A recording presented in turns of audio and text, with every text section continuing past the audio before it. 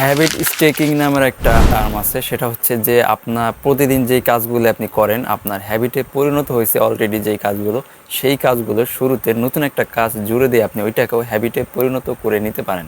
যেমন ধরেন, আপনি যদি প্রতিদিন সকালে ঘুম থেকে উঠে তো আপনি অবশ্যই ব্রাশ করেন, আপনি যদি ওই সকালে ব্রাশ করার আগে আরেকটা কাজ যেটা আপনি হ্যাবিট হিসেবে তৈরি করতে চান সেটাকে জুড়ে দেন। যেমন আপনি যদি ধরেন সকালে 10টা পুশ আপ দেওয়ার একটা অভ্যাস করতে চান, তাহলে আপনি কি করতে পারেন, ওই যে ব্রাশ করার আগে আপনি 10টা পুশ আপ দিতে পারেন। এরকম যদি আপনি কন্টিনিউয়াসলি ওই দাঁত ব্রাশ করার আগে 10টা পুশ আপ দেন, তাহলে এইভাবে আস্তে আস্তে আপনার এটা একটা অভ্যাসে পরিণত হবে, এটাও আপনার একটা হ্যাবিটে পরিণত হবে যে প্রতিদিন দাঁত ব্রাশ করার আগে অটোমেটিক্যালি আপনার সাবকনসিয়াস মাইন্ড আপনাকে ওই পুশ আপ দেওয়ার জন্য বলবে।